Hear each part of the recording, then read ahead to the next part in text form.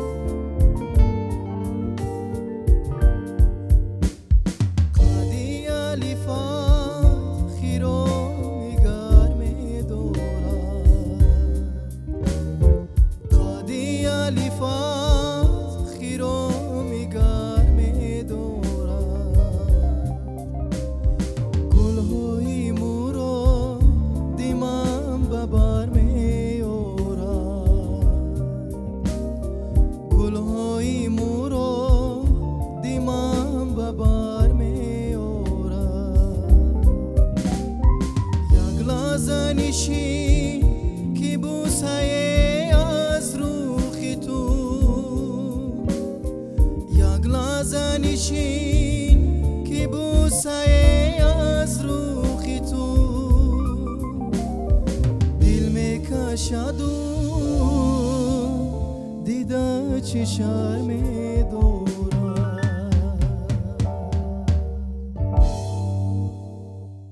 درود دوستان، باز هم برنامه خاطره هاست منظور شما و ما باز هم همچون یک گلدسته تر و تازه منظور شما میگردانیم این برنامه رنگینی خود را. چرا گلدسته است؟ چون که امروز گلچین داریم با یک جایگی اکبری عبدالرسول و اینچنین دسته هنری ایشان که امروز آمدن برنامه ما را رنگین خواهند کرد و باز رمزی است که ما شروع کردیم برنامه رنگینی خود را با سرود بی تکرار حافظ خلقی استاد اکاشریف جورایف و گفتیم که گلچین است.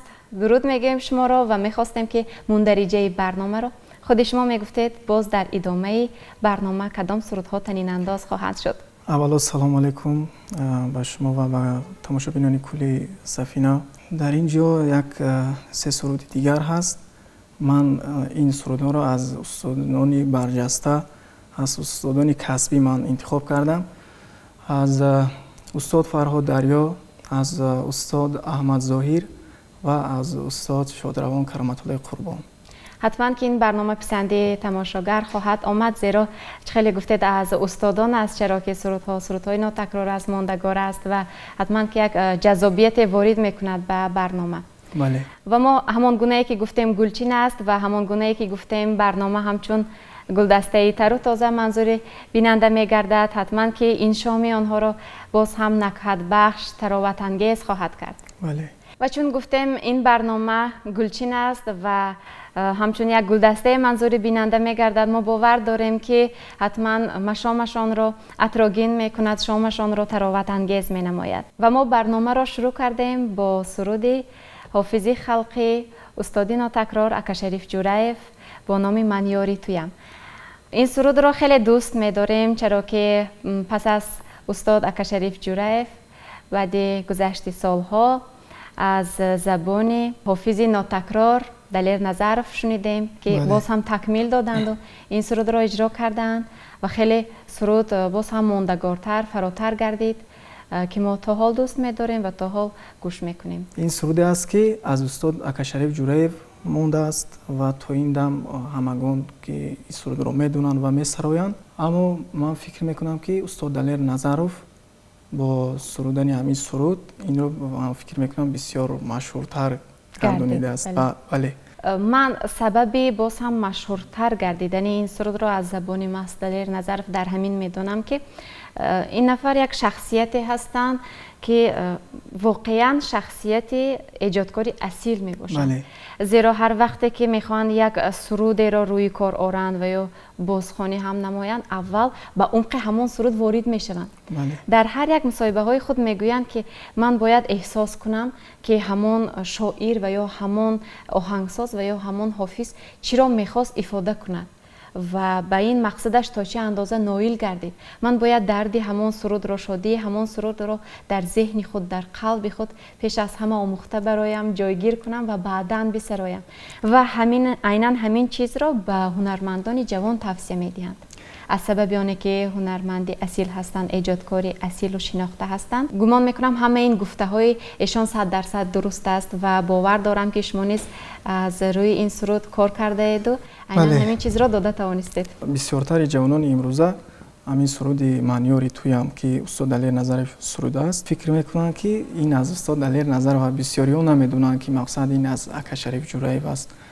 همون شخصانی که گوش کردن شاید دونن، لیکن فکر میکنن بسیاری ها نمیدونن. فکر میکنن که از استاد دلیر نظروف است. و چون شما امروزها جوان هستید و در پیروی یک چند نفر استادان بزرگ ایجاد میکنید و کوشش میکنید که این مکتب را بیاموزید، برای خود سبق گیرید، درس گیرید، باز در پیروی که ها بیشتر سرود میسراید؟ همین 4 استادی که من انتخاب کردم، من همه این استادان رو دوست میدارم. دلیر نظروف، کرامت الله قربان، احمد ظاهر، فرهاد دریا که آوازخوانی افغانستان. من البته پیروی میکنم، گوش میکنم، اما باید هر یک هنرمند کوشش کند که باید صدای خود و یک سبک و اسلوب خود رو داشته باشد. برای سبک و اسلوب خود رو پیدا کردن باید این گونه شخصیت های بزرگ رو باید آموزد. بله درست است و البته در اینجا در این راه برایتان موفقیت تمنا داریم و از شما امیدی بزرگ هم داریم چون جوان هستید و دست دهید به همین گونه مکتب های بزرگ. بله. و طولی چند مدت این سرود رو از بر نمودید و تکمیل دادید؟ این رو من راستی در مکتب موسیقی که میخوندیم این به مانند چی میگن، این یک اثر، یک پارتیتور شدگی است که در کنسرواتوری هم در مکتب‌های موسیقی هم این هست، این آموزانیده میشود، این سرود هست. من در همون مکتب موسیقی که بودم همین سرود رو استادم به من توصیه داده بود، همین رو میخوندم که من با اسباب‌های خلقی میخوندم و امروز یک کم نوگانه بخشیده. و بعدا من استاد دلیر نظروف رو گوش کردم و دیدم که با ژانر استرادی سرود است. بله. و من پسند شد و واریانت دوم رو انتخاب کردید. بله. بهترین، چون گفتید در مکتب موسیقی این سرود رو آموختید و نسبت به آن سرودهایی که تا به امروز آموختید تا چه اندازه این سرود دشوار است در اجرا؟ وقتی که همین سرودی که با گوش میشیند و با دل میشیند، من فکر میکنم که با اون هنرمند این مشکل نیست. من وقتی که گوش کردم با من پسند اومد و با دلم که پسند اومد، من مشق کردم، تمرین کردم. همه کار اول مشکل است، زحمت کشیدن لازم است، زحمت میکشی بعدا آسان‌تر میگردد. یعنی نازکی هایش را، پستی و بلندی هایش را میآموزید؟ بله. خب سپاس. و گفتید امروز از استاد فرهاد دریا هم سرود میسراید؟ سرودی کبوترها است که این خیلی یک سرودی مشهوری استاد فرهاد دریا است که همگان شنیدند. بله. یک سرودی مشهور است، از همین سبب من همین سرودش رو انتخاب کردم که همگان میدونن. و باور داریم که پس از بازخوانی گردیدن این سرود هم دل بیننده روشن‌تر می‌گردد. بله.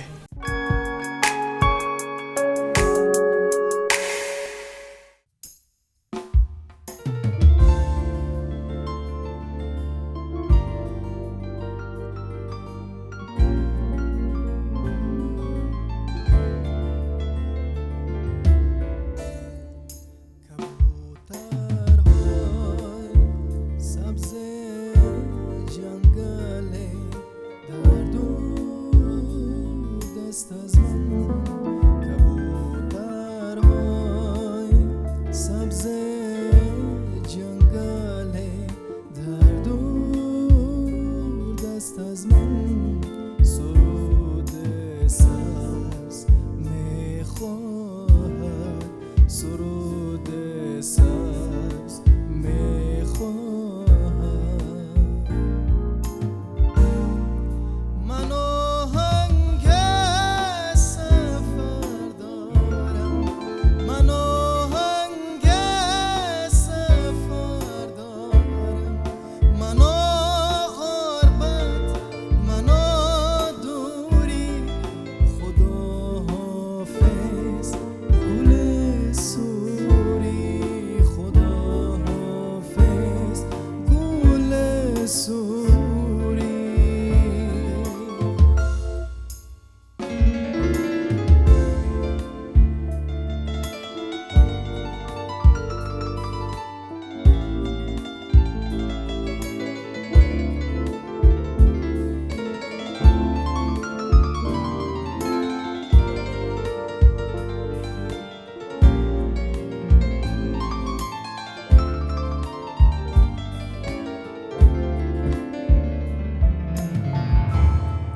جنون ناتمامه در رگانم راش میراند جنون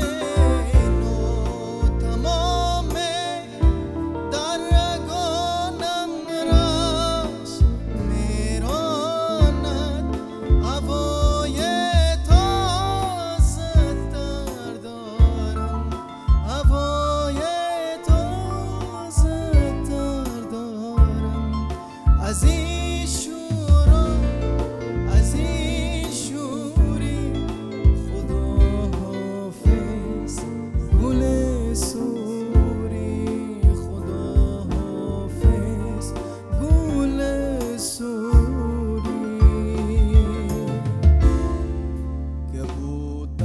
کبوترهای سبز جنگل در دور دست از من کبوترهای سبز جنگل در دور دست از من سرود سبز میخواهد سرود سبز میخواهد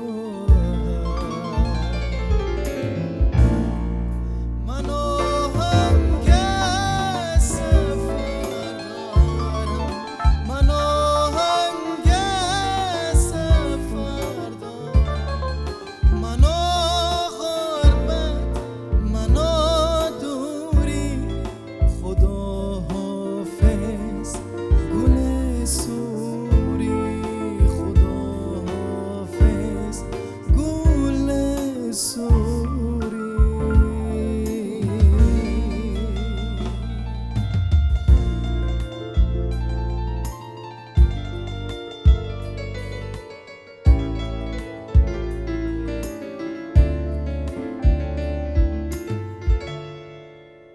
تشکر.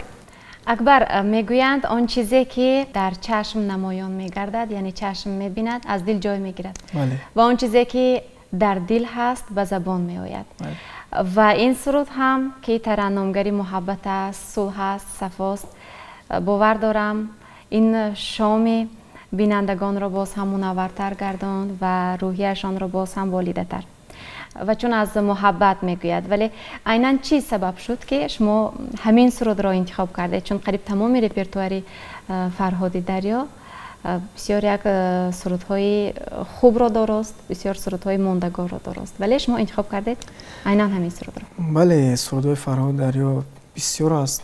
استاد بسیار یک سرودهای دارند که به دل نزدیک، قریب همگان سرودهای استاد فرهاد دریا را دوست می‌دارم. من هم دوست می‌دارم. خیلی به من بسیارتر همین سرود پسند است. طرز اجرایش شاید یا آهنگش، طرز اجرایش با آواز من نزدیکتر همین رو انتخاب کردم. و متنش تا چه اندازه تو را تسخیر کرده است؟ متنش باور کنید وقتی که من از زبان استاد میشنوم خیلی یک چی میگن، یک احساسی میشم، به وجد میاد. بله، استاد خودش در یک سطح والا خوندگی هستن. من هم خیلی کوشش کردم که سرایم به قدر این کار. و چون گفتید کمی به قدرت آوازی شما بله. نزدیک است نزدیک است. و شما میتوانید که با کمی آسانی این سرود را بسرایید. بله درست. باز از مکتب فرهاد دریا چه ها را آموختید؟ چه ها را از بر کردید؟ استاد فرهاد دریا از مکتب هندوستان گذشتگی هستند استاد و بعداً با استایل خود را پیدا کردن، سبک و اسلوب خود را. من از استاد بسیار چیز را آموختم که بسیار سرودهای خوب دارد، بسیار یک مکتبی ماندگار دارند. از همین سبب من بسیار گوش میکنم استاد فرهاد دریا را. همه سرودهایش رو دوست میدارم و زمزمه نیز میکنم. یعنی قریب همه رپرتواری ایشان را از خود کرده؟ البته بله. و باز در این برابر کدام سرودهایشان هرچی بیشتر به دل شما نزدیک است و پسند است؟ یک سرودی بسیار خوب دارند که بیا تا قدر یک همدیگر بدونیم. همین سرودش به من پسند است.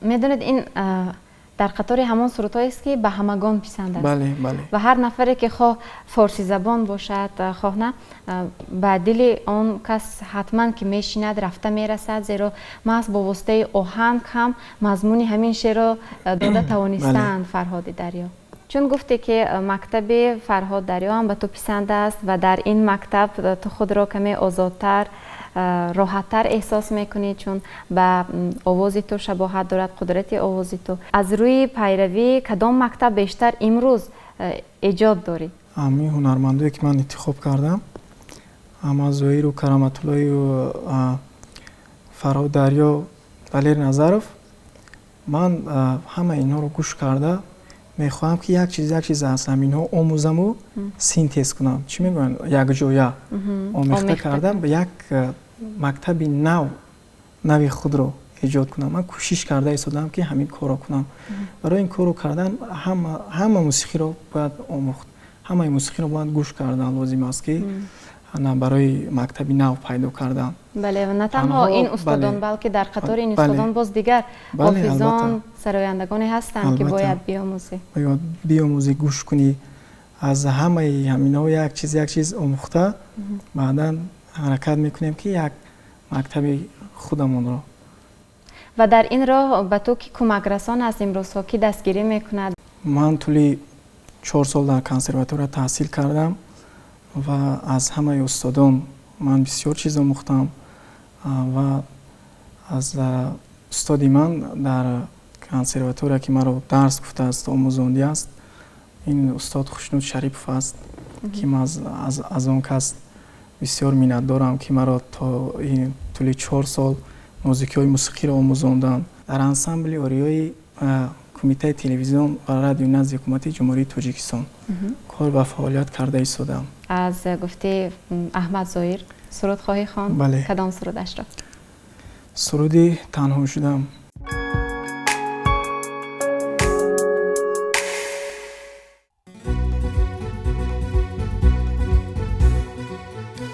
تنها شدم، تنها آسوده از غوغا شدم، از بس که خوردم خون دل چون غنچه غوغا شدم. تنها شدم، تنها آسوده از غوغا شدم، از بس که خوردم خون دل چون غنچه غوغا شدم.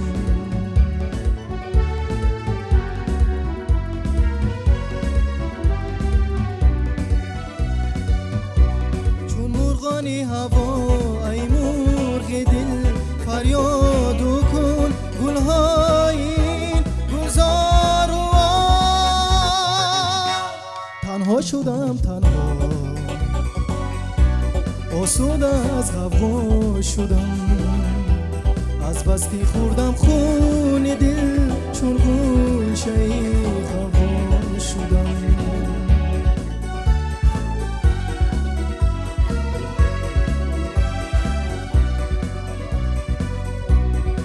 عاشق تنهاییم خود برد رازی خودم با نغمه های این دل.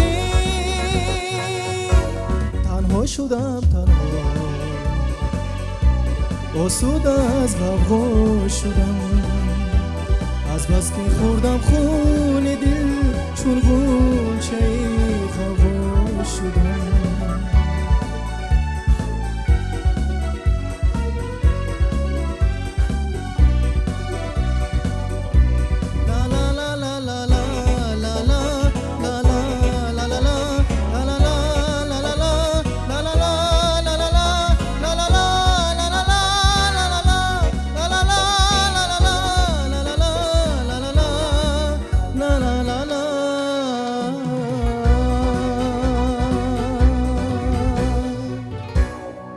گرچند امروز برنامه خاطره ها همچون گلچین پیشنهاد می شد، ولی در بین این سرودهایی که تا حال پیشنهاد گردید یک همبستگی هست، یک چگم تمپرامنت هست و انرژی می بخشد به انسان، دلخوش می کند به زندگی. خصوصا همین سرود آخران تنها شدم. دشوار نبود سرودنش؟ سرودنش خیلی دشوار است، اما کوشش کردن لازم است. وقتی که دل خواهد می شود. بله و تشکر میگم باری دیگر برایت. البته احمد ظاهر را همگان هر گونه میشناسند. بله. قصه شناسایی با احمد ظاهر هم در همگان هر گونه است و با گذشت وقت همگان هر گونه در میابند.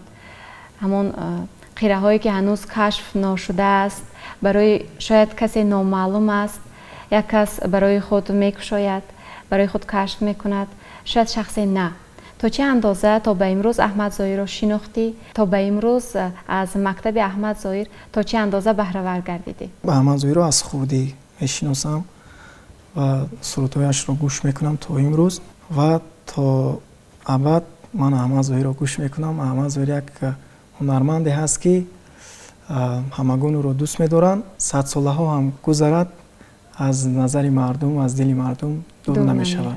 بله درست است، چون میگویند بلبل شرق است و بله. ببین که گرچند سالها گذشت از بین که احمد ظاهر دیگر ایجاد نمی کند، ولی تا به هنوز این عنوان را کسی دیگر صاحب نشده است. بله درست.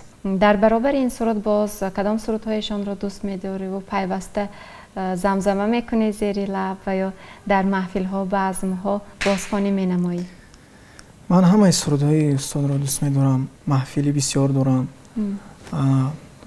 من همه سرودهایش را گوش میکنم. سرودهایی که به گوش مردم بسیارتر رسیده است، همون سرودها را بسیارتر زمزمه میکنم که و مردم هم همین را طلب میکنن. بله درست. بله درباره حیاتی نه اونقدر دراز ولی خیلی پربرکت و سیر محصولش بسیاری ها میدانند.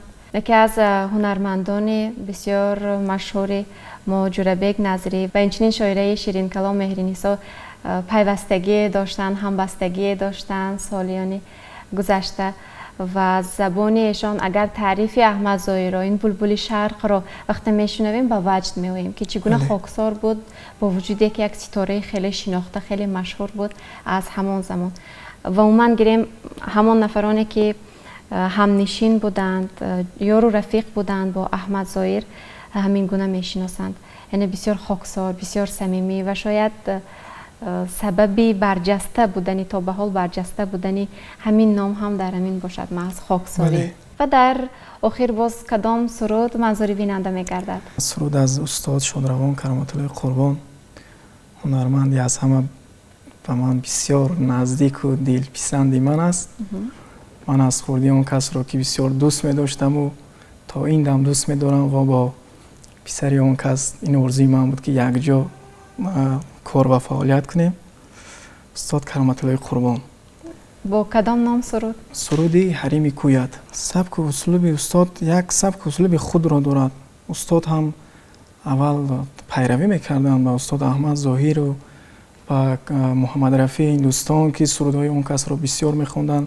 مکتب هندوستان را بسیار دوست می‌داشتند. استاد موسیقی هندوستان را دائم سرودهای هندوگی هم بسیار خواندگی هستند. استاد از آوازخوانه هندوستان محمد رفیع را بسیار چگونه که من استاد را دوست می‌داشتم، آنها هم محمد رفیع را همین گونه دوست می‌داشتند و پیروی می‌کردند.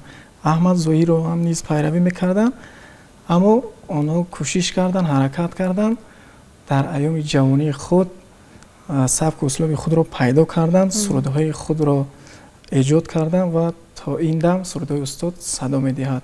بله. یک سبک اسلوبی کردن که ماندگار است. سرودی آخران رو هم میشنویم، پس اون برنامه رو جمع بست میکنیم.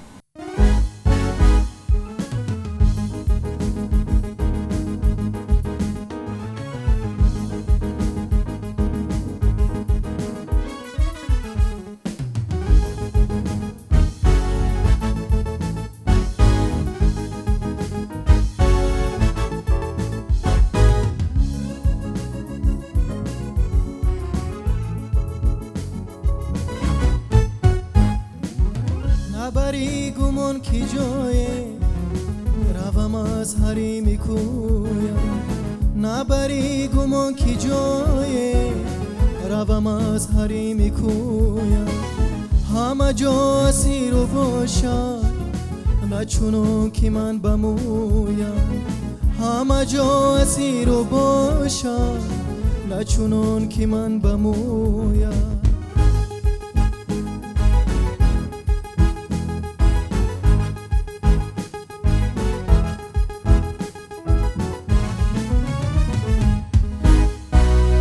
بکشو چشمی را ما بشکسته بسته ما، این دلی شکسته بستم با کمندی آرزویم.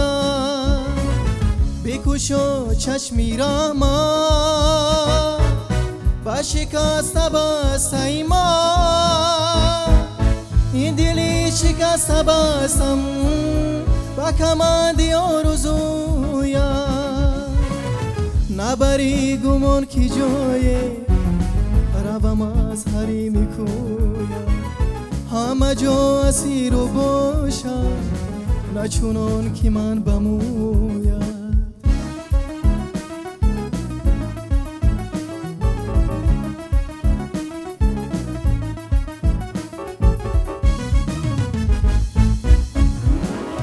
با هوس گذشتان و روز نفسم با آخیر ما،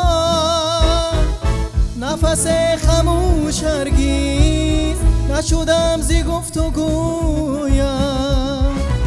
نبری گمان کی جای روم از حریم کویم، نبری گمان کی جای روم از حریم کویم، همه جا اسیر و باشد نه چونان که من بمویم، همه جا اسیر و باشد نه چونان که من بمویم.